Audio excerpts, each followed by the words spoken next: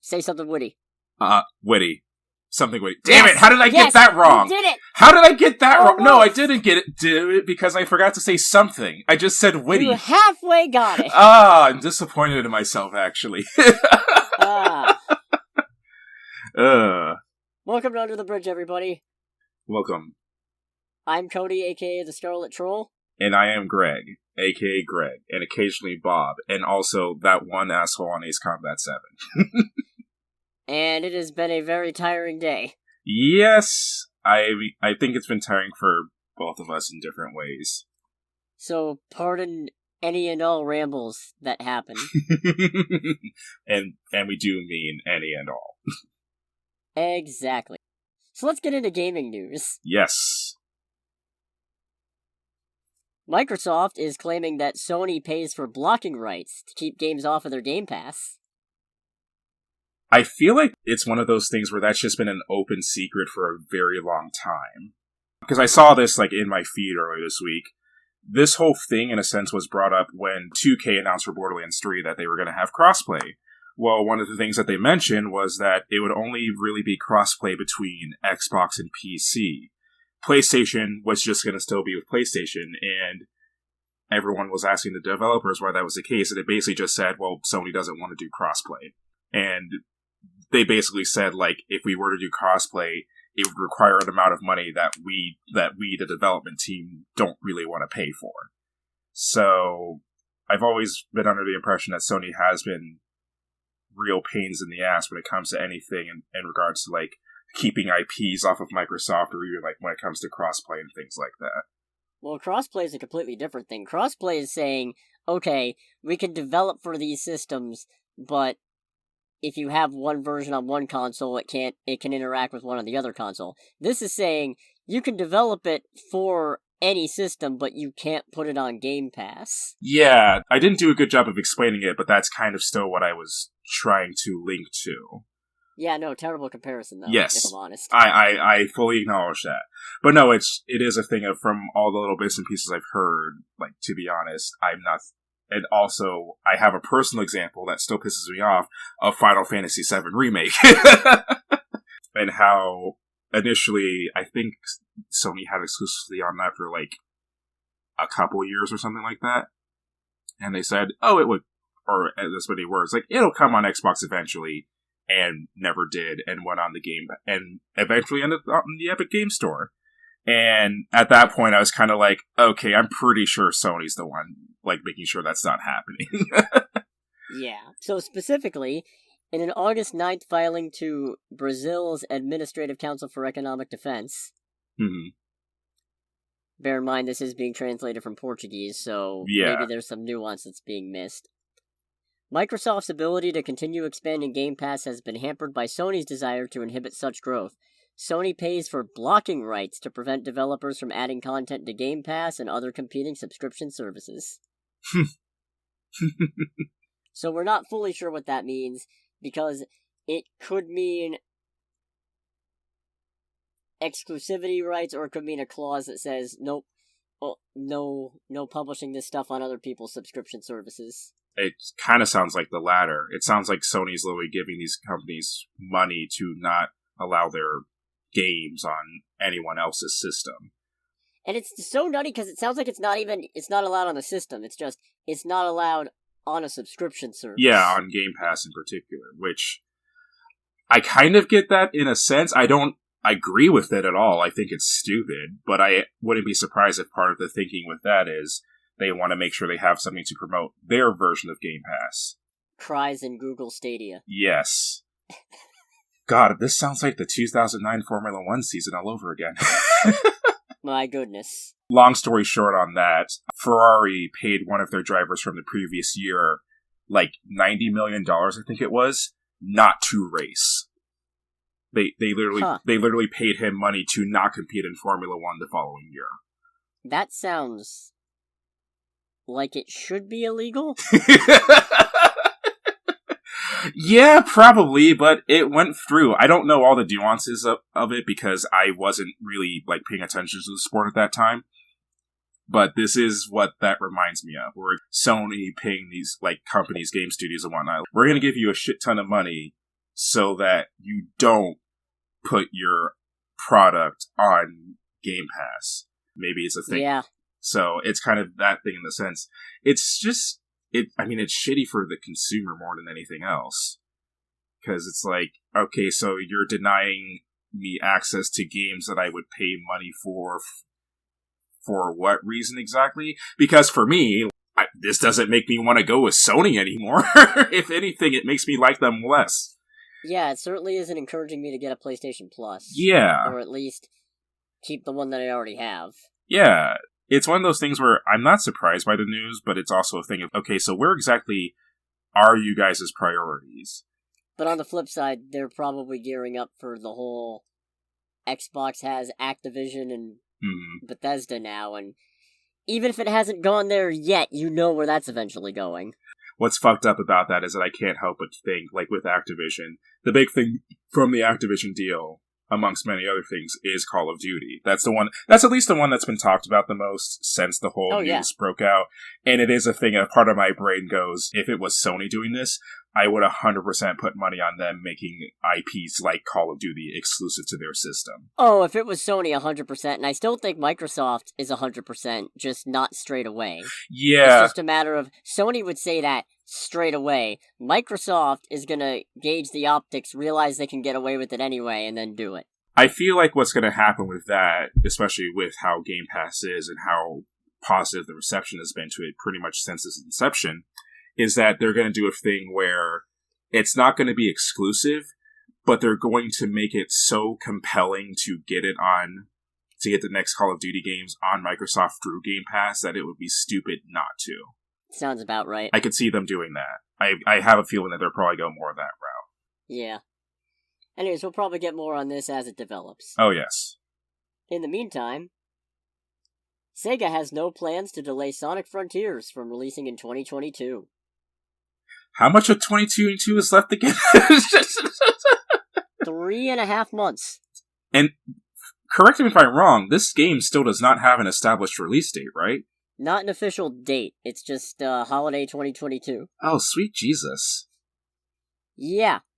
But Sega's official translation of a business briefing says, "We do not consider postponing the launch at this point.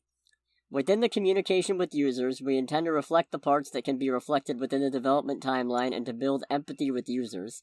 Sonic IP is a mainstay title we will sell over the long term in the future, and we will continue to strengthen it in the next fiscal year onwards as well." I don't understand half of that. For what little bit I do understand, it's basically just round-nosing to an extent. It's doublespeak. Yeah, it's Ron saying speak. Something without saying anything. It's again, if you're a Formula One fan listening to this, it's Ron Dennis speak. Because it's just a thing of like, it boils down to, we're still going to put the game out in the holiday season. We're planning on supporting the game like beyond its release, and Sonic is a big deal with us, and we want to keep it that way. And it's like, oh, no shit? Yeah. Otherwise, they're going to tell me that the sky is blue? Do y'all remember what happened last time you released a blatantly unfinished game? I remember. Pepperidge Farm remembers. Yeah. Pepperidge Farms has PTSD from that one. I mean, that, I'm going to be honest, I'm not even that big into Sega products or Sonic, but that definitely doesn't bode well. No. No, it does not. The worst part is I'm still probably going to get it as soon as it comes out anyway. Don't get it as soon as it gets out. Get it used. Chances are, like, if you're coming to, like, where I work especially, it's going to, like, show up instantly. You know what? You're probably not wrong. So here's a bit of news I didn't give you because I just found out about it today, because it just dropped today. We got a couple of Multiversus character announcements. Oh, really? Who? Black Adam. Like the Rock Black Adam? No, he looks just like cartoonish Black Adam. Okay. But you know he's getting in because of The Rock. Oh, absolutely. And also, Stripe from Gremlins. I actually have to look that up, because it's been forever since I've even paid attention to that. The main villain Gremlin. Okay, talk about opposite ends of the spectrum. Okay. I'm gonna be honest, there's still a part of my brain that refuses to believe that game exists. it is kind of hard to wrap your head around, isn't it? Yeah. I think it's in part because of Nickelodeon All-Star Brawl, and just how completely, ridiculous that was, and even though, from what I understand, it's doing pretty well for itself. This one just feels like a, okay, but why, though, type of game. Yeah, I think it's definitely a case of... Okay, you look at Smash Bros. Ultimate, right? Mm-hmm. Huge collection of gaming mascots, but there's a theme. Yeah. And that they're all game characters. Nickelodeon All-Star Brawl. They're all characters that are either Nicktoons or heavily associated with Nickelodeon at some point. And they're all, major Nicktoons as well. They're pretty much all very well-known characters. Well, I mean, there's Garfield, and there's a couple of Ninja Turtles, and April O'Neil. Fair enough. Who aren't exclusively Nickelodeon. That's fair.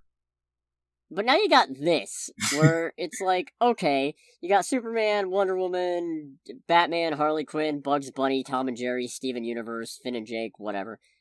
And then Arya Stark is in there, LeBron James is in it, and now a gremlin, and it's just...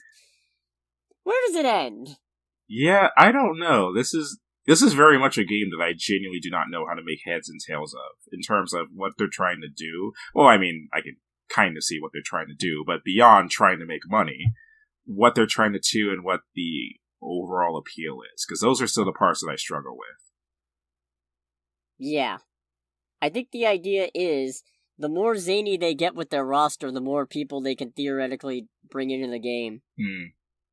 Into playing it, I mean.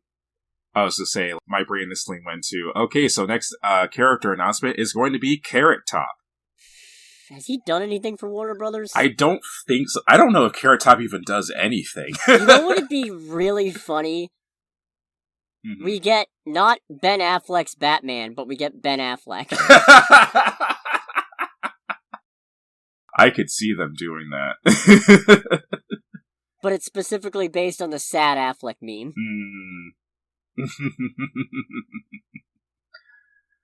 Yeah, I don't know how to make heads or tails of any of this. Yeah. So I'm gonna move into something that bridges the gap between video games and movies. Something that came up last week, and I did not find in time to cover it last week, but here it is now. Live-action Pac-Man movie. How does that even work? How is that supposed to work? Don't know. Is this going to be another thing of inserting CGI characters into real-world things? It's I know I've made the joke on previous episodes, but okay, we're fully back in 2005, and it's all the bad parts of 2005. So, as terms of these kind of movies, if they do decide to go that route, how? Why? What would the story be? No clue. We don't know anything about it, except it's happening, it's coming from Bandai Namco Entertainment, and Wayfarer Studios. Okay. And it's based on an original idea from Chuck Williams of Lightbeam Entertainment. Okay, I get I have nothing to work with here. Right? I mean, absolutely nothing. I mean, I have seen a couple of the things that Bandai Namco has done as far as media things. I don't know if it's one of those things where the team belongs to them or they put their logo on it, but I've seen a couple of the anime that are under their umbrella and bits and pieces of other anime-ish products. But this is... I don't know. I have nothing for this, in all honesty, other than why. Well, apparently, it looks like your CGI character in Another World thing might not be too far off. Because if I'm reading this right, it looks like Chuck Williams was a producer on Sonic the Hedgehog. Someone give me a phone, because I just called it. You did. You did do that. And I want to make clear, I'm not trying to throw every movie that does that under the bus. The most recent Sonic movies are very much examples of that. Yeah, no, they're good movies. It's just a case of, oh, this trend is back. Yeah. Oh boy. And it's of all trends to come back from the mid-2000s, it's this one. And it's just, they're don't call it a comeback. I've been here for years. I don't know. Granted, we have only gotten an announcement. There's nothing to work up with, but just on that, I do have a hard time seeing the movie being worthwhile. Imagine if somehow, and I don't know how you would do this, Mm-hmm. but imagine if they make the live-action Pac-Man design as horrific as Sonic's original design. That would be funny. I don't know how you do it, beyond giving him teeth.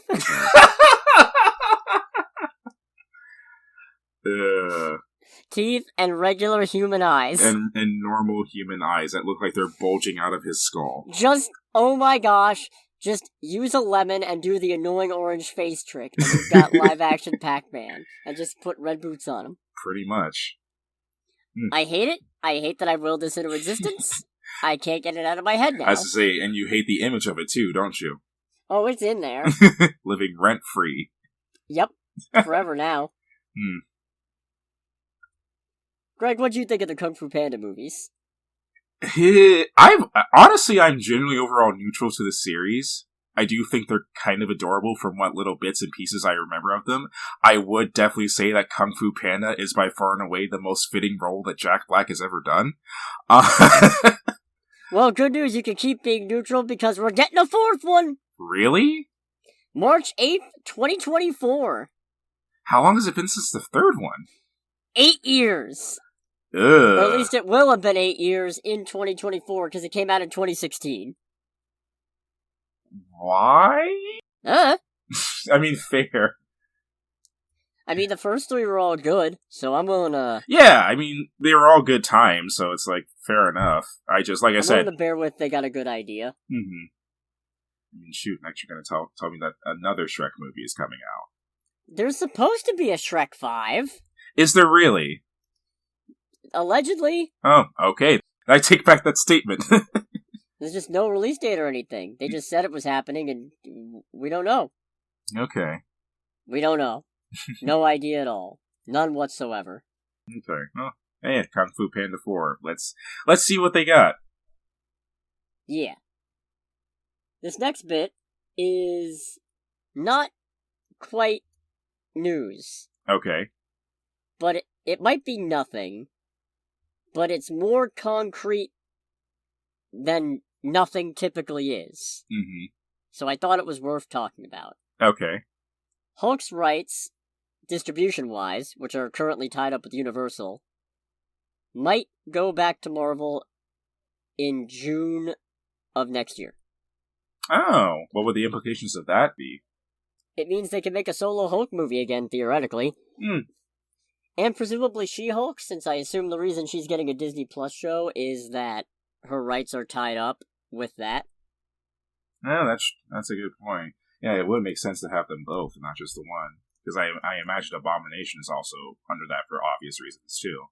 Well, yeah, but they're not going to make an Abomination movie. To be specific, a dedicated Redditor has gone digging in some old SEC filings, the Securities and Exchange Commission, and they found a couple of documents. One filed by Marvel in December 2006, which stated, Universal Studios has agreed to distribute Marvel's film The Incredible Hulk and sequels on essentially the same terms as those on which Paramount has agreed to distribute the other films financed and produced under the film facility. Okay. They then found the studio agreement between Marvel and Paramount also in the SEC archives, and under distribution term, it says, Paramount shall have the right to exercise its Paramount distribution rights with respect to each picture for an initial period of 15 years commencing on the initial theatrical exhibition of such picture. So, the original Hulk came out in what, 2006? 8. Oh, 2008. Oh, okay. Which, if we assume it's gray because we don't know what essentially the same terms means for sure. But if it does include the distribution term, that would mean that after 15 years, Marvel gets the distribution rights back. Ergo, who knows? Maybe even Incredible Hulk on Disney Plus. Who knows? Is it just a case of them getting the rights back, or is it more like a case of the rights are now open to whoever wants them, and it's up to people to figure out? Oh, no, it'd go back to Marvel. Oh, it would 100% go back to Marvel. Yeah, no, it's not an up-for-grabs thing. Marvel owns the Hulk. That's fair. Okay. Yeah, no, how it works, and this is why we haven't gotten an Incredible Hulk sequel at all, is that Marvel can make a Hulk movie. Mm-hmm. But Universal has right of first refusal for distribution of that movie. Oh, so... Huh. Yeah, so what that means is they make the movie, but Universal gets to put it in theaters. Oh! And I imagine that also means that Universal keeps all of the money made for the movie in the theaters. I don't know about all, but probably more of an amount than Marvel and Disney would like to give them for having made a movie when now they can release it under their own brand. Ugh, that's... gross corporate things. It is what it is. I mean, most of the Marvel Universe was sold off film right-wise at some point or another. I mean, fair. Fun reminder, the MCU was basically made up of, okay, we sold off all the heavy hitters, who do we have left? Yeah, that is a fair way of looking at it, isn't it? But some of these terms were definitely made when the company was in more dire straits, and some of the terms on them are, gross. Case in point, Sony's managed to hold on to the Spider-Man rights for, 20 fucking years because they keep cranking out movies every few years. Is that really, the only thing that's keeping them, that lets them keep it, is that they just have to make a movie every now and again? As far as I know. Okay. We don't know if there's any fixed date of return on them. I kind of have to assume there isn't, or else they wouldn't be trying so hard. Yeah, there absolutely has to be, I mean, there could be, and it could be that part of why they're trying so hard is they know there's a limited amount of time before it inevitably goes back anyway. But then you'd think Marvel wouldn't care so much about working with Sony to get Spider-Man in the MCU, because if we assume that the Sony rights could revert back after a set point of time, regardless of how many movies are made or how frequently they're made, presumably Marvel could have just kicked their heels up and said, we'll wait, we've got... No, wait, the deal was made before Disney bought Fox, so... The timeline of this is curious. I'm gonna assume there's no set date of return. I mean, probably not. But that's still interesting, and if it turns out that is the case, maybe we can get another Hulk movie and maybe get some more development, and hopefully they won't do it all off-screen this time. Stares at Smart Hulk. Yes. No.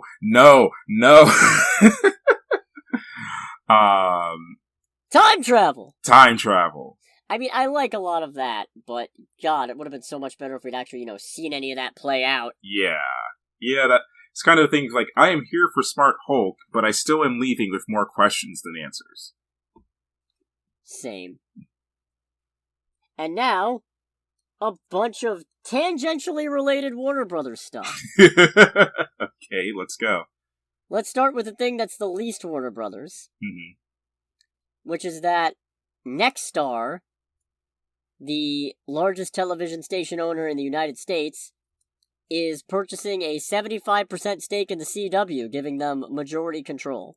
How is it always seems to be this thing that these huge companies that have major influence are always companies that I have never heard of in my entire life? I don't know, because I hadn't heard of them either. Yeah. So I had to look it up. But yeah, they're buying 75%. Paramount and Warner Brothers Discovery will each retain a 12.5% stake in it. Okay, so what does that mean for the CW exactly? Most likely that means Warner Brothers is not going to be greenlighting a lot more DC shows on it. Which probably makes the CEO of Warner Brothers very happy right now. Most likely. He's an idiot. A little bit. And the CEO said, over time we will be taking a different approach to our CW programming strategy and will leverage our experience in spending approximately $2 billion a year on programming, attracting and monetizing viewers, and transitioning News Nation, our national cable news network, from WGN, while maintaining a strict focus on cash flow. WGN? They want to bring it to profitability by 2025. Okay. First off, WGN is a term that I have not heard in a very long time. I forgot they still existed, in all honesty. Well done. I mean, and secondly, recent decisions made by the CEO aside, on paper it sounds competent. Yeah. I guess it just, much like with the DC stuff happening now, what matters most is going to be how does it play out? Because it's one of those things where I can't even make that's a bold strategy cotton joke, because honestly, it does kind of make sense. It doesn't sound all that bold. It just kind of sounds like a fairly solid idea. Yeah, and it's a thing of like, okay, we are now trying to change how we spend our money so we don't waste as much money, which, yeah, that makes total sense. It's just, it is a bit hard to have overall faith in whatever gets brought up because of recent happenings with DC. Yeah. So, but... I mean, of course, this is a completely different company anyway, so... Yeah, that's true. That's fair. Time will tell, ultimately, on that. Hopefully it ends up being something worthwhile, because, nothing bad with good content, or with hopefully good content, if that's what comes out of it. Yeah, we'll see. Hey, you know what? If this kills Gotham Knights, more power to it. I don't know what happens after that. Understandable. I say, knowing full well that I'm probably going to care later down the line, but right now that's all I can think about. Right. You like The Wizard of Oz? I can't comment, actually, because when I watched it as a kid, If you tell me... Okay, if you were about to tell me you'd never seen Wizard of Oz, we would be done, and this podcast would be over, and you would be fired. I saw it as a kid, and I did hate it as a kid. I don't know how I would like it as an adult.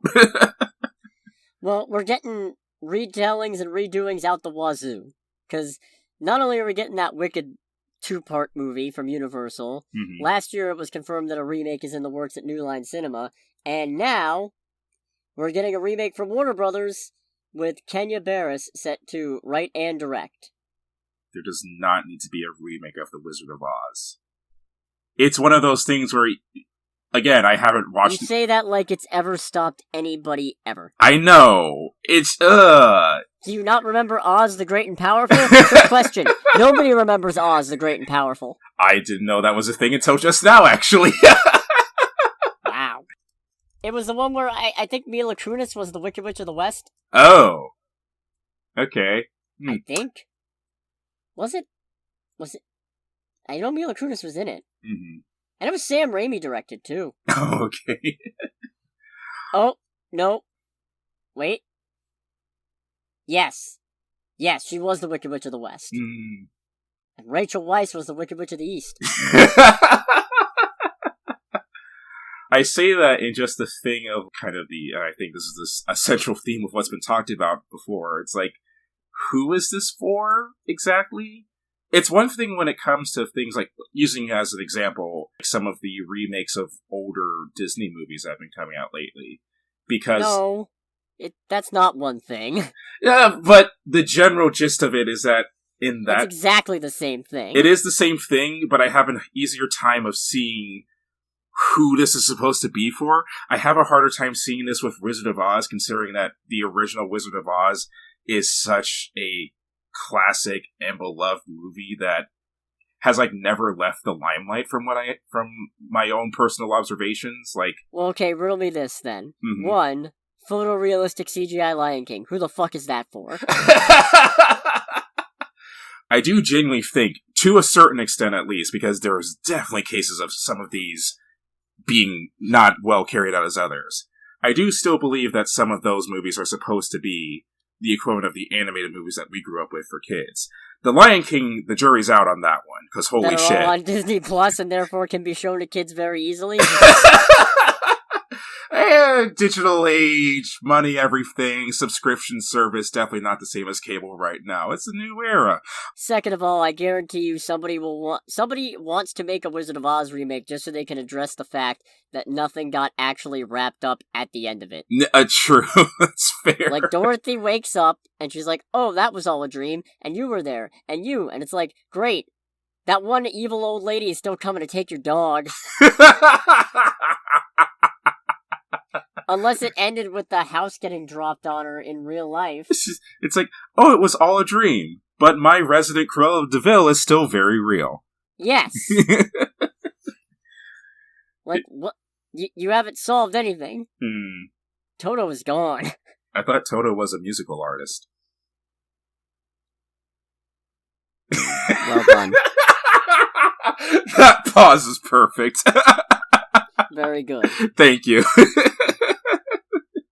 Anyways, Wizard of Oz out the Ozu. Out the Ozu. And I can't wait. It's gonna be a time. This I think is gonna go under the category of morbid curiosity for me personally. That sounds about right. We also got a new thing coming down the pipeline, which is that MGM's deal with Universal to have them distribute their stuff internationally is going to be no more soon enough. Oh, really? Now, Warner Brothers will be taking their place. Okay. It doesn't include the next James Bond movie, though. Okay. That's a curious one. Yeah. Most likely this is part of their thing of, hey, you know what? We like money.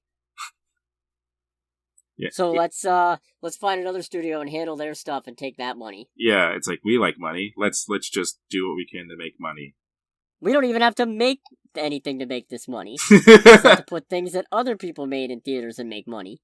It's the whole meme of someone hands Warner, like, someone goes, you made this, gives Warner Brother a suitcase of money. I made this. I made this. Yeah, exactly. 100%. Again, kind of on that. I guess it's one of those things where I need to see the long-term implications of this deal before I have a strong opinion one way or another, but... I see what you mean. Yeah. But... Ooh, if I'm seeing this right, movies that they're going to get to distribute internationally are going to include Bones and All, which we will be talking about in a bit, and Creed 3. Oh, really? Oh! Okay. You know what that means? Creed 4. Creed for Multiversus! No! I actually found the movies while cleaning my room, and I need to watch them. Little Mac. No. No air game, just punch! I imagine their smash move, or whatever the equivalent of is that game, is like he hits somebody and Sylvester Stallone just shows up as well. And so does Drago, and so does Creed's dead dad, and they all just beat the shit out of the opponent. My god. I don't think Multiversus has final smashes. Oh, then what's the point? You gotta make a Smash clone, you gotta commit. But yeah, Universal Pictures International is still going to be distributing MGM and Orion Pictures till October of this year, and Women Talking in the first quarter of 2023. Bond 26 will also be distributed by Universal Pictures International per the original agreement, but details of that movie are still unknown at this point. So who knows? We'll see. I mean, the thing that I want to know the most about, and this is not a surprise at all, is whoever the hell the next James Bond is. Yeah. Like that is all.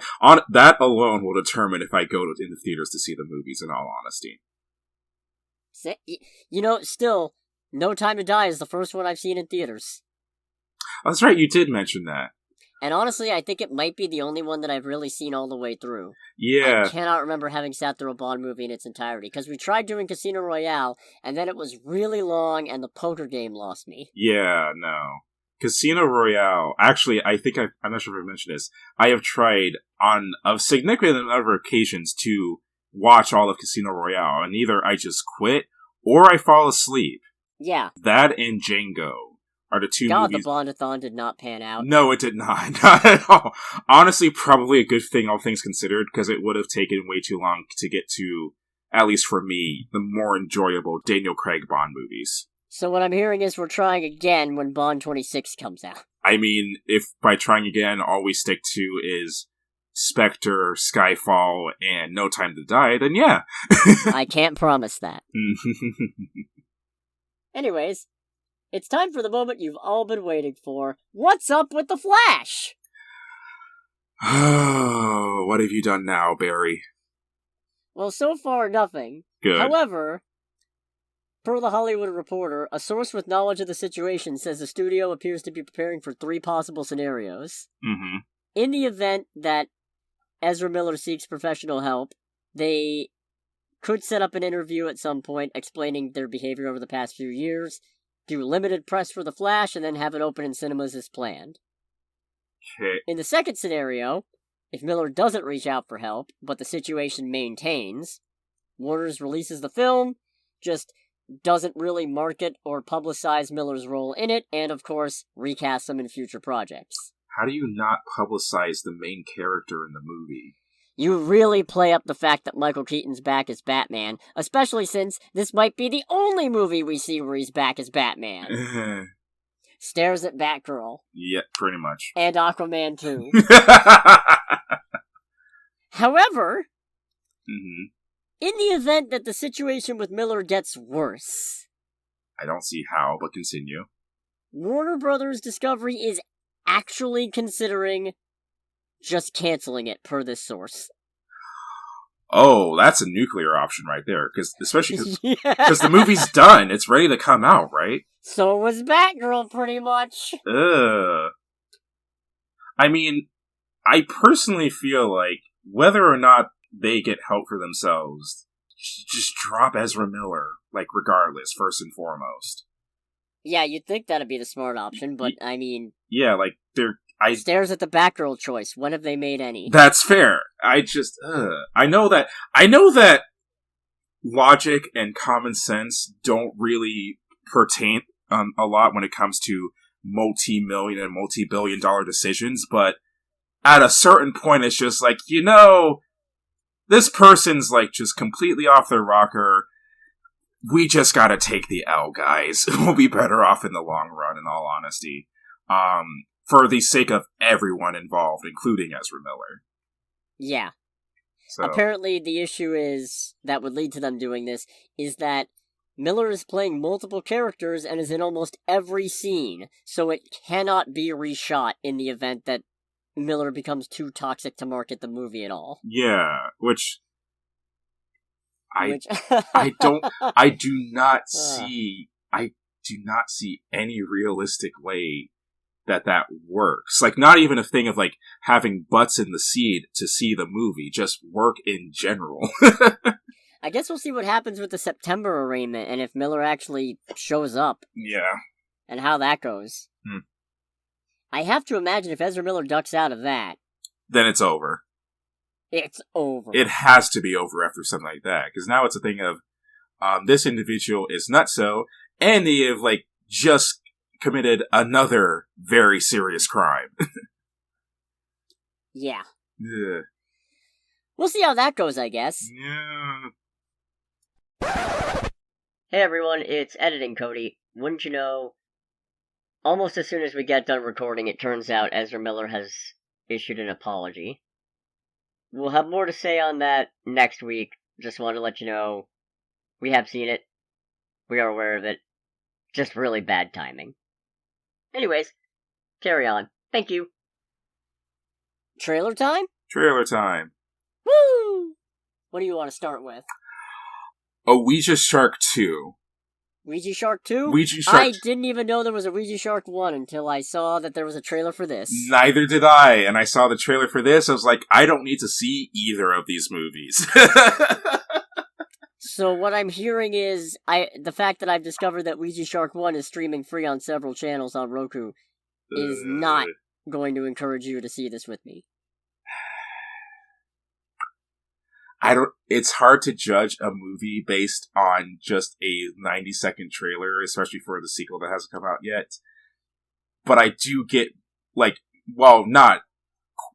hopefully not as bad. I can't help but get Birdemic vibes from this movie. Oh, no, 100%. And that's the big part of why I don't want to see it. Birdemic is one of the few movies that has genuinely made me angry because of how bad it is. Right up there with Jack Frost. Antifreeze.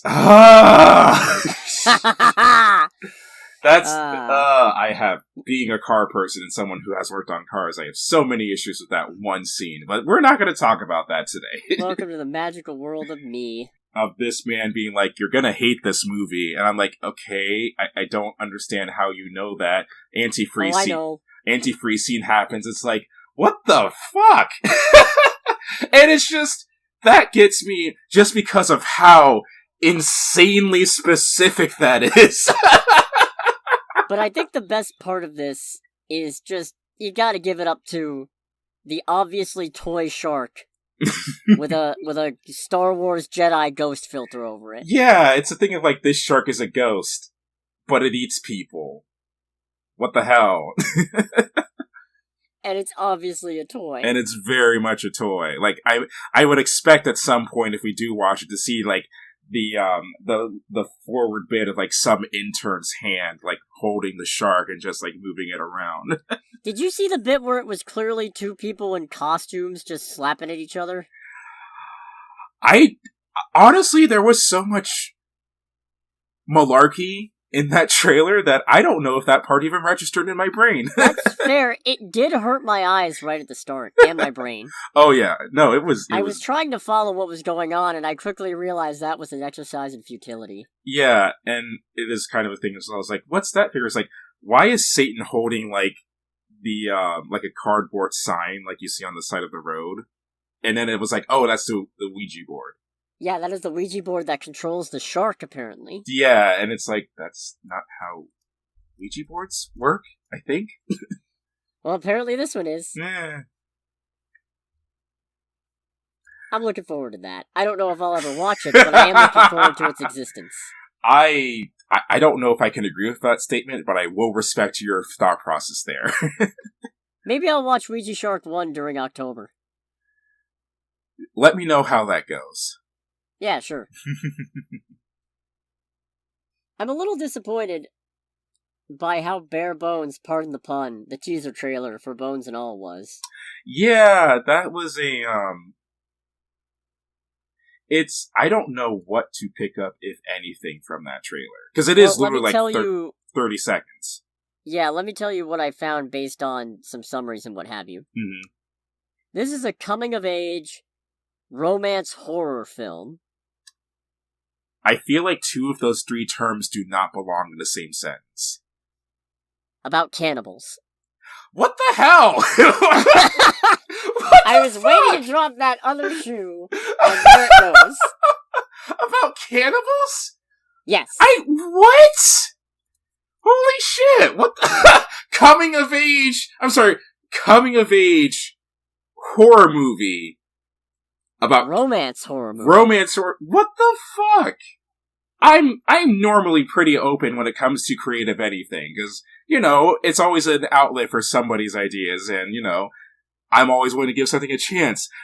What the actual fuck? Who thought of this? Who are these crazy ass people? Who's the studio that greenlit this? Apparently it's based on a novel. I mean, I feel like that's very much going to be a situation of the novel being better than the book, but I still have no desire to read the novel. Oh my god, that is an eclectic, and I don't even want to use the word eclectic in all honesty, but that is an eclectic. No, that's a word. That is a word that describes this. Yeah, but I usually use eclectic in a more positive manner. I try to than that. Oh my god, that is a hodgepodge of things. Jesus Christ. Okay, sure. Yeah, I broke right. Yeah, you did actually. Alright, I did it. Holy shit. Wow, I legitimately am speechless about that. I have no idea where to go next with that, so I will let you take the wheel now. You know what I think is funny? Yes. Of the 3 remaining trailers, Mm-hmm. we've got The Good House, which is not the one about the killer house. No. And then we've got The Menu, where the main character's name is apparently Margaux, that has nothing to do with the movie Margaux. Yeah, that tripped me up real bad, because I watched the Margaux trailer, and then I watched the Menu trailer, like, directly after it. I was like... I also had that exact reaction. Yeah, and I'm like, what? Wait, no, what? What the fuck? So, I guess let's talk about the new trailer for The Menu. Yes. Honestly, I am even more interested in it now. I am marking myself, as our friend would say, unsafe. Oh, extremely. I am unsafe for The Menu. Yeah, but I do... as you know, I don't really do horror flicks, but the second trailer definitely made me a lot more interested in the movie than the first trailer. Especially seeing, like, a bit more exposition from all the characters and kind of the underlying things of just the whole thing of printing people's, like, personal information on pancakes. Yeah, that is... man, some sort of vigilante killer or something? That is a level of, like, talented serial killer, like, pettiness in a sense that, minus the serial killer part, I somewhat aspire to. Like, well, I mean, he is Voldemort / Lego Alfred. That is true. I could totally see myself being the person to, like, have custom pancakes with messages on them for the people that I dislike. I wish I had that kind of creative pettiness. I really do. Yeah, same, honestly. And I try not even to indulge in pettiness to begin with, but I would so love that superpower. You know something I like about this? Mm-hmm. This is a movie where, at least a trailer, where the jokes do not detract from the unsettlingness. Oh, no. Because there's quite a few in there, like the bit of, we're gonna die, yeah, we're gonna die. Yeah, that resonated with me a good bit, because that is just like, it's one of those things where I didn't personally think that was funny, but it was a thing of, like, oh, I feel for these people. The fact that the joke, for me, didn't land did not take away from the fact that I was genuinely concerned for these people's safety. Or the bit at the very end of, you told him it was my birthday? Yeah, that seemed a lot funnier 3 hours ago. Because you know that cake is going to kill him somehow. Oh yeah, I was kind of expecting a thing where, with whatever, like, little decoration thing is on that cake, I'm thinking they were going to impale his face on it or something? Yes. Yeah. Yeah. And it's kind of a thing with the whole, like, it was funnier 3 hours ago. It's like, I could see some of us doing that. Yeah. 100%. Yeah, definitely very interested in this movie in terms of, like, seeing, like, what more comes of it. Oh, hey, November 18th is the release date. Wow, releases on Remembrance Day. That's something. Just in time for Thanksgiving. Is this going to be, like, this movie is going to be for me in Thanksgiving what Jojo Rabbit is for me in Mother's Day? Probably. I don't know. Hard to say. We'll find out. I'm looking forward to it. Oh, yes. You want to talk about the evil smart house movie that is not The Good House? You know what? When you mentioned that and just all those twisted things, it's like, yeah, The Good House should actually be the name of this. But then Margaux would have to be the name of the menu, and I don't think the menu would work for The Good House. Ergo, it cannot be. To be completely honest, because of, like, the old man that lives inside of my soul, when the guy was like, oh, so we rented a smart house, I would have just immediately gotten out of the car and be like, goodbye, everybody. I'll see you later. Yeah, I don't understand the appeal of that. No, I don't get it either. I'm already kind of guessing that one girl survives the whole movie because she's the only person to press decline. Huh. That was kind of like, as it kept on going, it's like, especially with, I felt like how little time they were spending on her in the trailer, is like, she survives the whole movie, doesn't she? Hell, maybe she knows about it. Maybe she's the one behind it. Who knows? That would be a Escape Room 2 level of bamboozle, I think. I know it's supposed to be the house is a giant 3D printer, but why does it have so much glue? Yeah, that was kind of the thing, too, where basically the house said, I am a giant 3D printer. I'm like, I have so many questions. I'm pretty sure a 3D printer can't just make glue. Yeah, I'm pretty sure that if that's the case, that whole house is very bad for the environment. Yeah. Actually horrible. I mean, otherwise, it's unsettling and all that. How is it supposed to kill that one person with the pool vacuum? Yeah.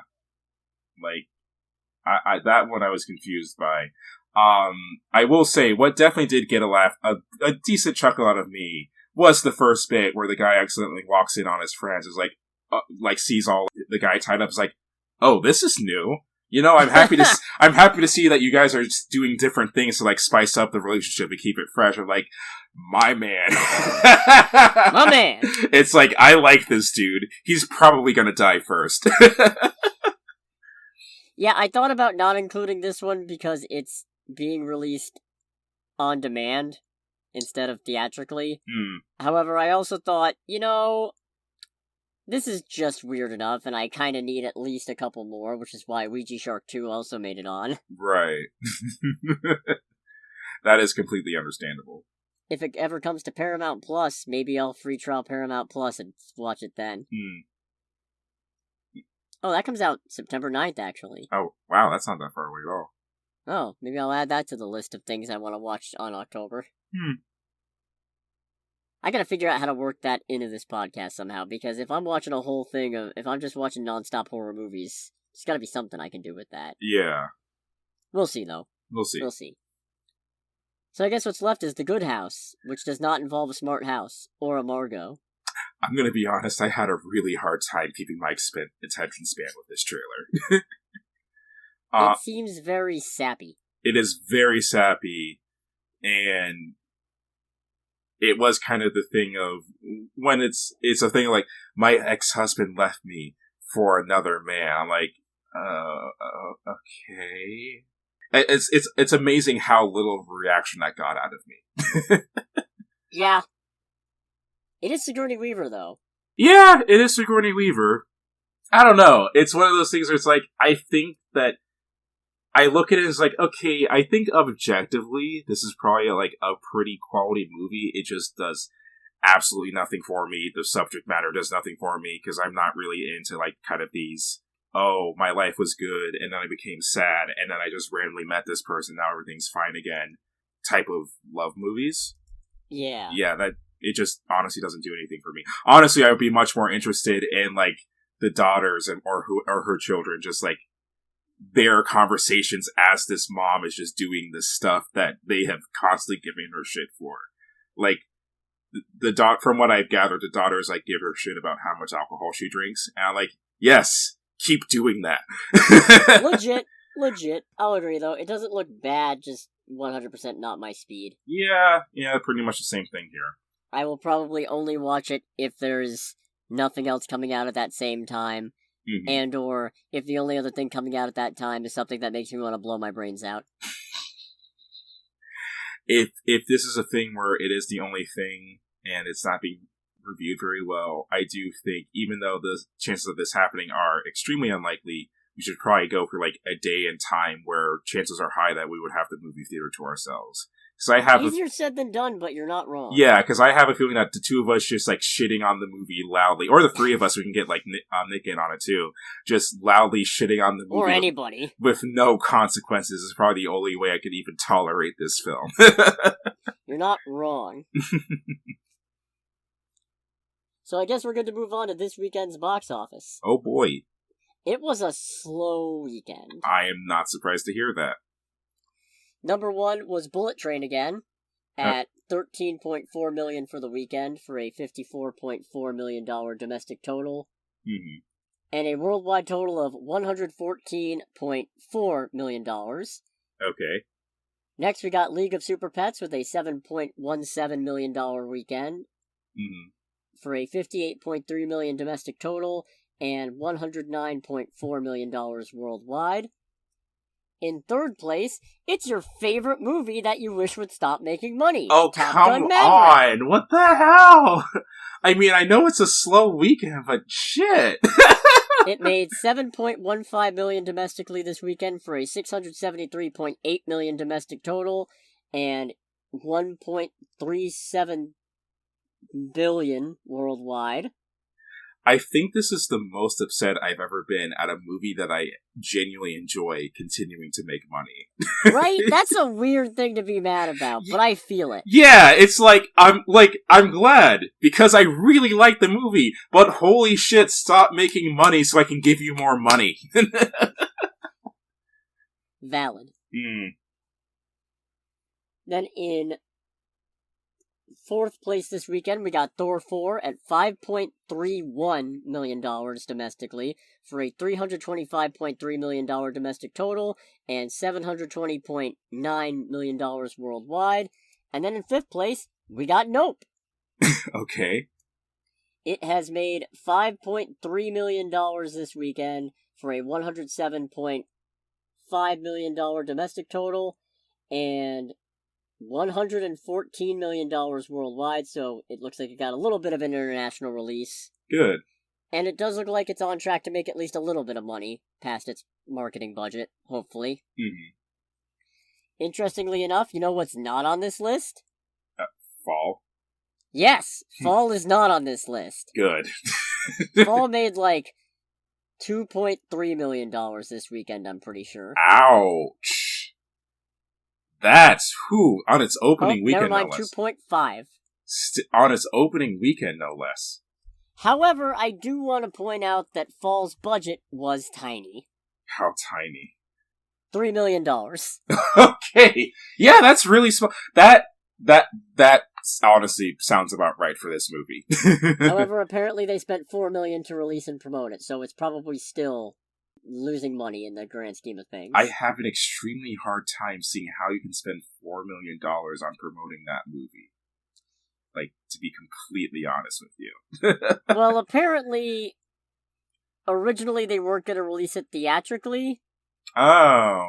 But once it did well in test screenings, they decided to release it in theaters. And part of that was ordering the crew to change or remove over 30 uses of the word fuck so it could get a PG-13 rating. What? No, I don't know. It's one of those things where, as someone who enjoys this colorful language, it's kind of a deal of like, that's dumb, just keep it there. But I also have a feeling that if that's the case, considering what the final product was, might have been a thing where they were like, okay, this movie is actually truly insufferable if we keep all these F-bombs, so we might as well just go. I don't know, because it's funny, there's at least one point when they use the word freaking, and I'm just like, just say fuck! Yeah. Honestly, I didn't catch that. I don't think You're on a 2,000-foot tower and potentially about to die. You could say the word fuck. Yeah. Nobody will judge you. Yeah, you can use a sailor's mouth as your one of your last spoken words. I don't think anyone can give you shit for it. Yeah, apparently they decided to use a company to deepfake the actors' faces and artificially redub all the fucks. What? Yeah. Okay, now that's just making more work for yourself. I'm sorry. Right? That's just inefficient. That's like a Dodge Ram of movie making. I was going somewhere with that, and now it's completely gone. So I guess now we're going to just launch into our discussion of this movie. Yes. With non-spoiler stuff. Mm-hmm. I'm sorry if you were curious how many uses of the word fuck they got. The answer is not enough. Oh, yes. So, I think we talked about it before. I will say, this movie was definitely not as bad as I thought it was going to be, but it's still pretty awful. I somehow had a better and a worse time than I was expecting. Yeah, pretty much. It's kind of a thing of, in the first 30, 40 minutes or so, it's like, okay, there's just too much cringe going on. Everything about this is a stupid setup, and you deserve everything that's coming to you, basically. Yeah, and it's kind of, and especially for me, it's a thing of just almost everyone was just in some way, shape, or form significantly unlikable. I didn't really care for anyone, although I did very much empathize with the main character, Becky. Yeah, in just her brain constantly going, no, this is a bad idea. It's like, yes, you should listen to that. You should take its advice. Like, her several times I was like, girl, please don't do it. You know what? I'll give this movie credit. I remember the main characters' names. Yeah, I remember the main characters' names as well. Becky, Hunter, and Becky's dad. Yeah. Whatever Becky's dad's name is. Yeah. He doesn't count as a major character. No, he doesn't. I don't know. I don't have anything really to say about the movie without going into spoiler territory. I do, which is that, for the most part, it was very predictable. Mm-hmm. In the sense of, I could see everything that was coming at least 5 minutes before it happened. Mm. Except for one thing. And that one thing makes me wonder if everything else being obvious as freak. Oh my god, that took me a second, I'm sorry. Yeah, thank you. I'm proud of it. I wonder if that was just a smokescreen to set up the big twist. Because I feel like, in hindsight, it's a little more obvious. Yeah, in hindsight, the big twist, when it's revealed and seeing some of the hints that were given to it, it was one of those things where after it happened, I'm like, how the hell did I miss this? And I wonder if that's just because I was conditioned not to expect any kind of clever twist from the movie. Mm-hmm. Because everything else was obvious. Yeah. But on the flip side, while that was a pleasant surprise, I didn't feel any real anxiety about this, and I say that as somebody who is decently acrophobic. I kind of did, in a sense, just because it wasn't even the thing of, oh, like, how are they going to survive? It's, oh, what stupid shit are they about to do next kind of anxiety.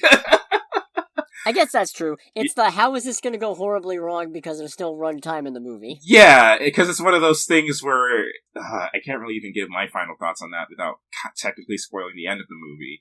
But then it's don't. We'll get into it in a moment. Yeah, but yeah, it was less of a, oh, I hope they make a type of anxiety, and more, how stupid can you be and how much worse can this get kind of anxiety. It's kind of like it's the anxiety you feel when you see someone making a horrible decision, ideally someone that you care about, even though I don't care about anyone in this movie, and you know there's nothing you can do about it, and you're just waiting for the train wreck to happen. Yeah, you know what? It's one of those you're watching a cartoon where the parents are oblivious and turn their back and the toddler's crawling around a construction site. You know nothing's necessarily going to go wrong, or at least nothing's going to go wrong that isn't deserved to the proper parties. Mm-hmm.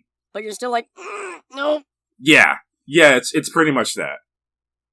That kind of thing. It's the, you should know better. Yeah. It's the, you should listen to your instincts more type of deal. I think that's about all I've got that isn't spoilers as well. Mm-hmm. So if you don't want to be spoiled on Fall for whatever reason, 3, 2, 1, stop now. You've been warned. Mm-hmm. This movie did make me terrified of vultures, though. Yeah, that was, it was interesting how they used the vultures as a sign for, well, pretty much everything in this movie. And especially just how brutal the vultures were. From what I remember, like, reading about vultures in school, it is kind of a thing of, all they want to do is just eat dead stuff. If something approaches them, they're gonna fuck off. Instead, that we actually got, like, murder vultures, and it was something to behold. It really was. Mm-hmm. Especially because those were the most antagonistic thing there. Yeah, they really were. Including the people who stole the car. Yeah. It's a thing of like, oh, you bastards. And it's like the murder vultures show up. It's like, oh, those car thieves ain't got shit on the murder vultures, man. Nah. That was kind of funny, though. Yeah, it was something, that's for sure. The car thief scene, not the vulture scene. Oh, yes, the car thief scene. Where it's like, okay, so what's gonna go wrong? Is something gonna happen? Is another piece gonna fall off and clunk the guy on the head? Oh, nope, they're just, yep. Okay, they're just dirtbags. Alright, cool. To be honest, the stealing car bit I did not see coming. Like, it was a thing of like, okay, there's no way they're getting down, because we're only like 20 minutes into this movie. And it was a thing when they like broke into the Bronco. It's like, or we could do that. Okay. As an example of something from this movie that I saw coming from the moment they introduced it, the fact that the main character's best friend was fucking her husband. I'm sorry, fricking her husband. Yeah, when she sees the picture, it's like, oh, you got a boyfriend. It's like, that's a brown hand. Your dead husband is a brown guy. Like, that's not hard to miss, sweetheart. When I saw it, I was like, oh, here we fucking go. Made me feel a lot better about the best friend dying, though. Yeah, it's like, okay, you are just absolutely terrible. Mm-hmm. You were sleeping with your friend's fiancé at the time, I assume, based on what we heard about the timing. Mm-hmm. You didn't say anything about it. You got a tattoo of his inability to say I love you, which should be a giant red flag. Yeah, when they mentioned that, it's just, okay, so this dude's a fucking psychopath. He deserves what he got, probably. Yeah. And then, after a year, you come dragging her on this thing, when it's like, she hasn't climbed in a year, and you think this is a good idea. Yeah, no. with that as well, it was kind of a thing for me as not only is this best friend, like, horrible, she's also really stupid.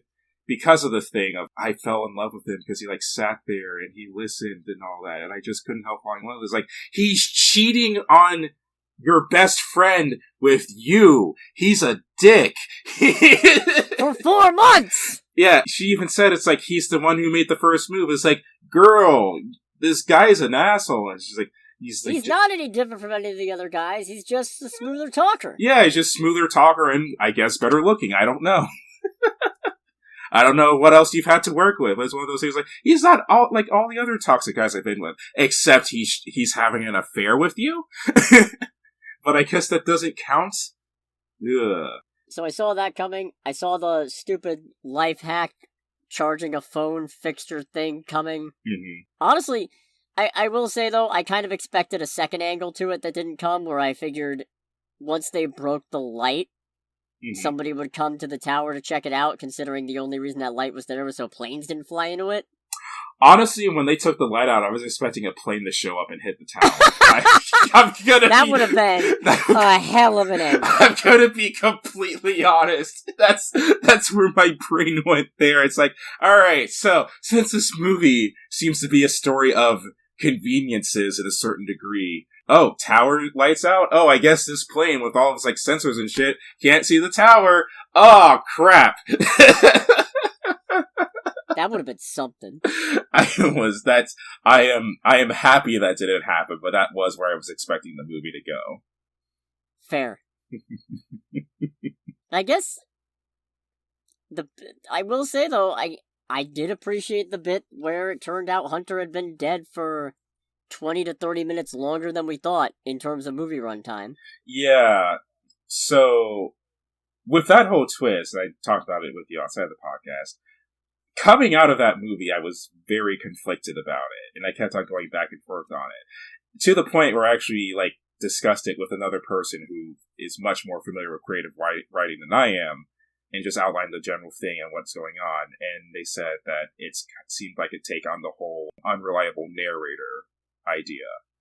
And when it was explained to that and then replaying it in my head, it's like, okay, that does make more sense. Because here's the thing, I will fully admit, I did not expect the twist at the end where she's been hallucinating and her friend has been dead for like several hours. Yeah. The way they introduced that, it very much was hit with a ton of breaks. Actually, it wasn't even several hours. It must have been at least a day, because she had that nightmare. Yeah. And that's the other thing that makes me go, I can't believe I missed this, because her nightmare is of her friend being eaten by vultures with the exact same wounds that she has on the satellite dish. And it's like, that was in particular the thing that I thought of, and I'm like, how the hell did I miss this? I fully admit not being generally the most observant person when it comes to like things in movies and small details in movies, but I was disappointed I missed that somehow. Yeah, no, they had enough of a setup with her injuring her hands when she got pulled back up that explained why she wasn't being more proactive and stuff, that I just didn't think about it. Yeah. The only part that kind of like really that broke my suspension of disbelief, which the movie acknowledged, was her being able to pull up her best friend. And it's like, that's a lot of strength that you gotta have. And then the hallucinogenic best friend goes, did your scrawny ass really think that you could pull my weight up all by yourself? And it's like, okay, I'm glad I'm not crazy about that then. Honestly, I will say, when they did the reveal, I just kind of leaned forward in my seat with my hands folded in front of my face, just like, go on. Yeah. I was just like, you have been predictable as fuck this entire time, and you have the gall to throw a twist at me now that I didn't see coming. It's Escape Room 2 all over again. Except this twist was much better. It was a better twist, but it's still a how dare you. Yeah, no, that's completely fair. That is a completely fair assessment of that. Again, where my brain went. There's a lot of moments of me making a call and being completely fucking wrong on what the movie did. When they're talking about we gotta eat something, I was like, okay, is this where the cannibalism starts? This is where the cannibalism starts. And then we get the reveal, it's like, oh shit! Okay! Alright, movie, you fucking got me. Alright, let's go. Also, even if the main character, Becky, didn't die and got down from the tower, she's probably got some kind of horrible bacterial kajigger from eating raw vulture meat. I did actually kind of have a moment of couldn't help but make jokes to myself type of deal with that, where it's a thing like this girl's been like dying of thirst, dying of hunger this entire time, kills a vulture and just starts eating it. All my strength is back. I have eaten wild bird. I can fight.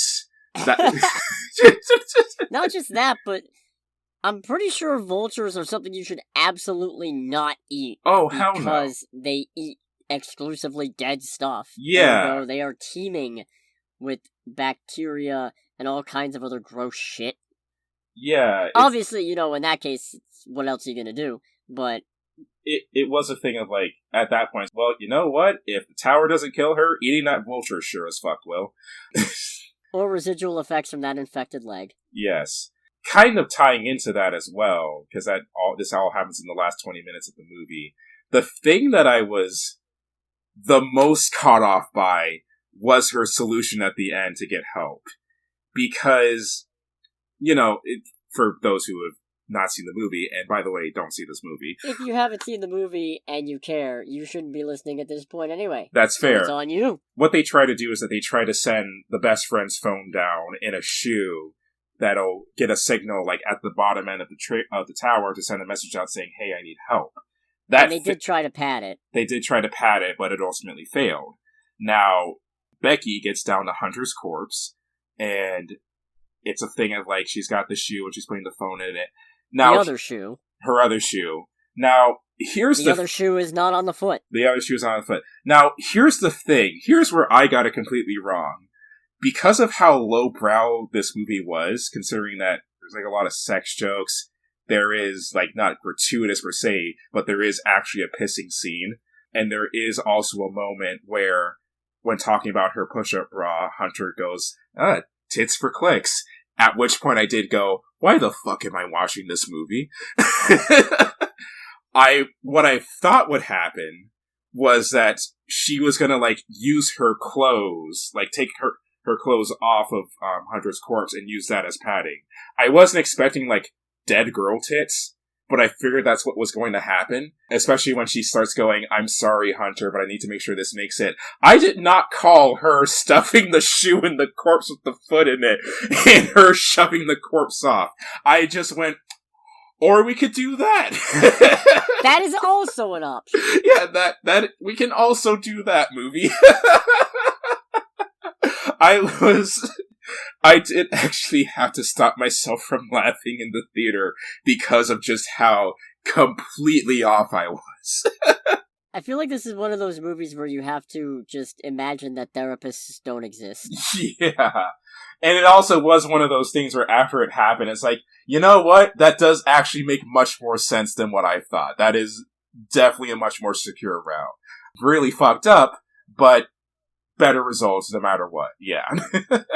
If you thought watching your husband fall to his death was traumatizing, well, I got news for you.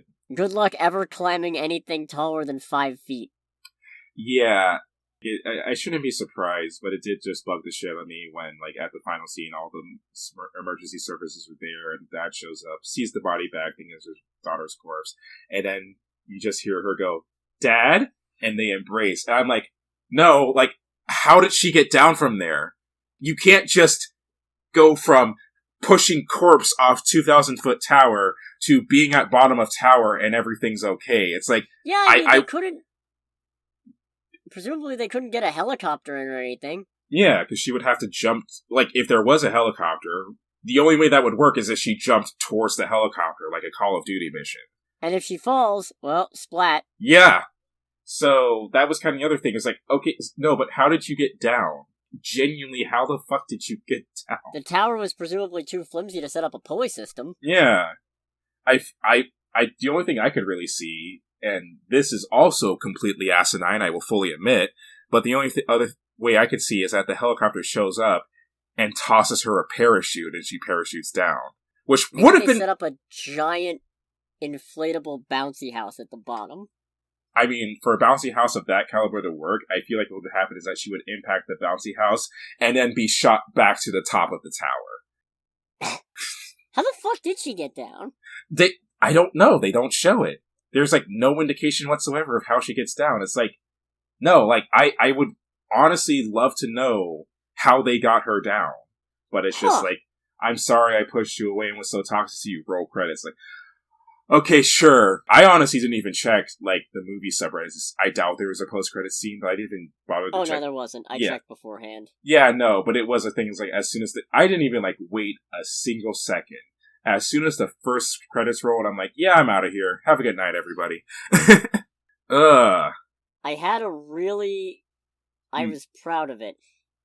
And it was a really scathing observation that I made before the movie, right as it started rolling, pretty much. And it's, you know how the title is presented vertically? Yeah.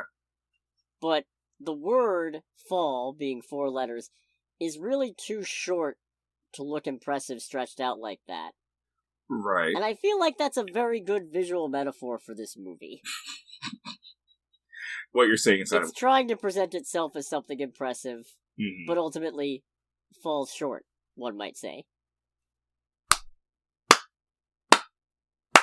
Are you proud of yourself? I am, actually. Yeah, I still stand by my initial statement of referring to this movie as Darwinism the movie. Oh yeah, 100%. Yeah. It was dumb. It was dumb. Whole thing could have been avoided if everybody wasn't a giant fucking idiot. I do not understand. I mean, okay, actually, you know what? We'll talk about this after the podcast, because I think this would just go on into absolute nothingness. But, yeah, have no desire to see this movie again. I could go the rest of my life without ever seeing this movie again. Yeah. And it's interesting because I walked away from it, like, not even having no real emotion towards it at the very end, other than I need to get the hell out of this theater. I didn't hate it. I obviously didn't love it, but I wasn't angry at it. I didn't hate it. I was just kind of like, all right, that was it. That was the movie.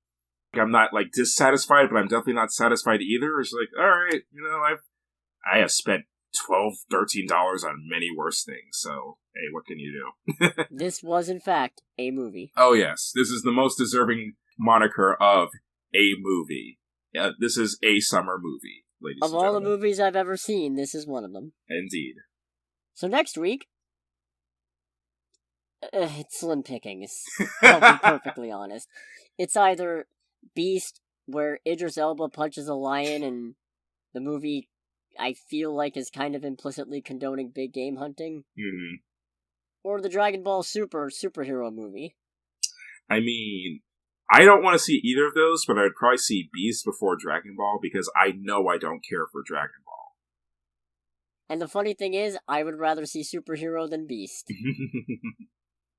So, I guess we'll cross that bridge when we come to it. Might be fun if we just see 2 separate movies and then just describe it to the other. Yeah, pretty much. That would be an interesting, different take on things. We'll figure it out. Depends how the schedule shakes out. Mm-hmm. In any case, thank you so much for listening, everybody, and for bearing with some of these mad rambles. Make sure to like, comment, subscribe, hit the bell, follow on Spotify or RSS or however you want to do it. Whichever one is fine. And if you have any feedback, please give it. Yeah, feel free. I'm desperate for input. Yes. Anyways, thanks again for listening to Under the Bridge. I'm the Scarlet Troll, aka Cody. And I am Greg, aka Greg. Yeah. Yeah. And have a good night.